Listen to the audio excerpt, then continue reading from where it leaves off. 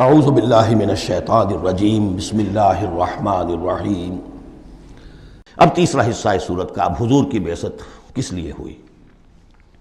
هو الذی ارسل رسولہ بالہدی ودین الحق لیظہرہ علی الدین کلہ۔ یہ خاص آیت میں آپ کو بتا چکا ہوں کہ انبیاء کی بعثت، رسولوں کی بعثت کے لیے بشیر، نذیر اور مذکر، مربی، معلم، یہ سارے الفاظ، شاہد، یہ سب مشترک ہیں۔ یہ صرف محمد رسول اللہ کے لیے ہے اور 3 دفعہ ہے۔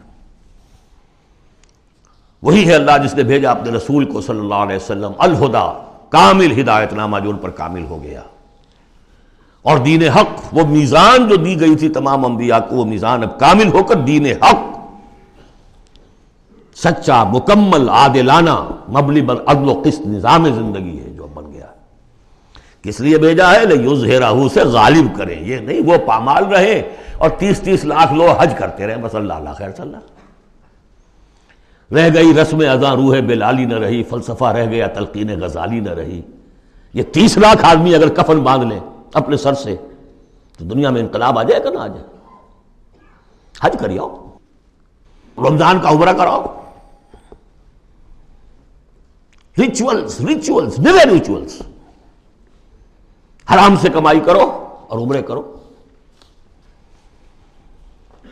هو الذی ارسل رسولہ بالہدی ودین الحق لیظہرہ علی الدین کلہ ولو کرہ المشرکون۔ مشرکوں کو تو یہ پسند نہیں ہوگا۔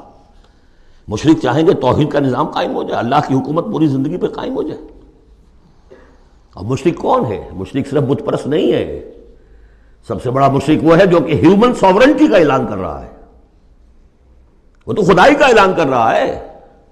بت پرست نے تو یہی سمجھا ہوگا یہ کوئی دیوی ہے، دیوتا ہے، کوئی ہماری سفارش کر دے گا، اس کے علاوہ وہ تو خدا بن رہے ہو تم کہ ہم حاکم ہیں۔ یہ دعویٰ تو نمرودیت کا دعویٰ ہے، یہ دعویٰ تو فرعونیت کا دعویٰ ہے۔ حاکم ہم ہیں۔ الیس لی ملک مصر وہذہ الانہار تجری من تحتی۔ فرق یہ ہے کہ وہ ایک شخص ہوتا تھا، اب پوری قوم ہے، بس اور کچھ بھی نہیں۔ وہ کبھی پسند نہیں کر سکتے۔ تصادم ہونا ناگزیر ہے، جہاد کرنا پڑے گا، کشمکش کرنی پڑے گی۔ اب وہ کون کریں گے؟ جو اللہ کو ماننے کا دعویٰ کرے اور رسول کو ماننے کا دعویٰ کرے۔ اگلی آیت پڑھ لیجئے، یا ایھا الذین آمنوا هل ادلکم علی تجارۃ تنجیکم من عذاب الیم۔ اے ایمان کے دعوے دارو، کیا میں تمہیں بتاؤں وہ تجارت جو تمہیں دردناک عذاب سے چھٹکارا دلا دے؟ تؤمنون باللہ ورسولہ وتجاہدون فی سبیل اللہ باموالکم وانفسکم۔ ایمان لاؤ اللہ پر جیسے کہ ایمان لانے کا حق ہے۔ سورہ نساء میں بھی پڑھ چکے ہم، یا ایھا الذین آمنوا آمنوا باللہ ورسولہ والکتاب الذی نزل علی رسولہ۔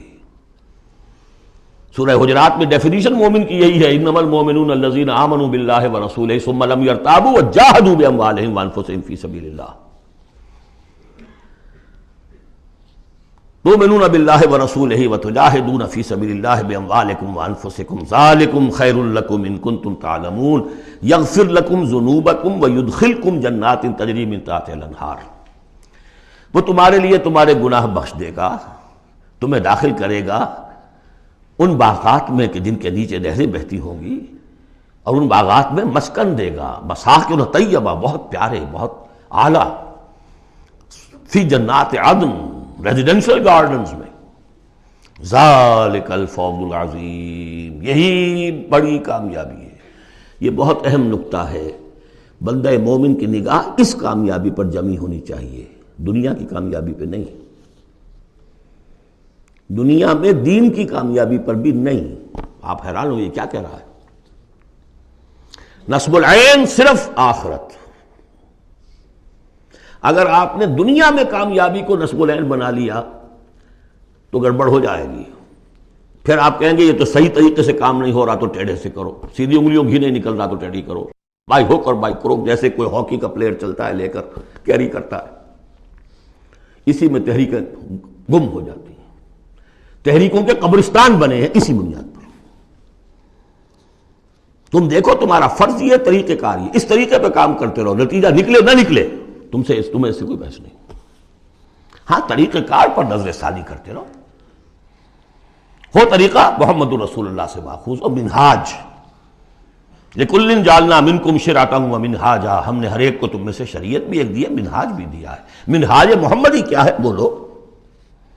تم امت محمد ہو صلی اللہ علیہ وسلم۔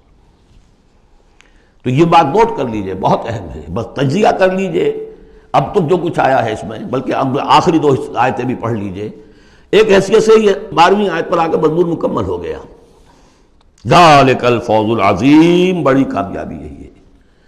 البتہ دنیا میں ایک اور بونس کی شکل میں ہے، وَأُخْرَىٰ تُحِبُّونَهَا، ایک اور شے جو تمہیں بہت پسند ہے۔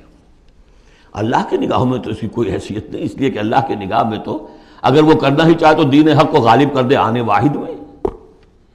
اللہ تو تمہیں دیکھ رہا ہے بس کہ تم نے کتنی کچھ جانفی شانی کی، کہ چونکہ تمہارا امتحان ہے۔ لیکن تمہاری نگاہوں میں بہرحال انسان ہو تم، بربنائے طبع بشری انسان چاہتا ہے کہ جو کچھ ہم کریں اس کا نتیجہ بھی اگر نظر آ جائے تو کیا کہنے۔ وَأُخْرَىٰ تُحِبُّونَهَا، اور وہ دوسری چیز اور بھی جس کا جو تمہیں پسند ہے، وہ کیا ہے؟ نصر من اللہ وفتح قریب، اب اللہ کی طرف سے مدد آیا چاہتی ہے اور فتح تمہارے قدم چوما چاہتی ہے۔ لیکن یہ ظاہر بات ہے یہ کب اتری ہے، یہ میں آپ کو بتا چکا ہوں، اس کو سمجھیے سورہ صف کو، سورہ احزاب کا ضمیمہ، وَبَشِّرِ الْمُؤْمِنِينَ، یہی الفاظ آئے ہیں، اور اے نبی اس کی بشارت دے دیجئے اہل ایمان کو۔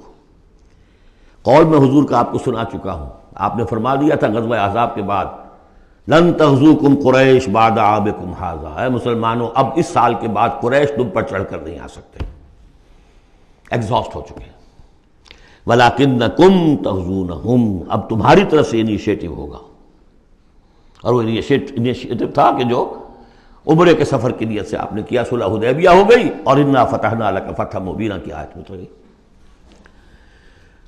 اور دوسری چیز آخرت میں یا ایک روحانی جو مقام تمہیں اس سے حاصل ہوگا، تم اللہ کے مددگار کا قرار پاؤ گے، اس سے اونچا کوئی مقام ہو سکتا ہے۔ صدق اللہ العظیم۔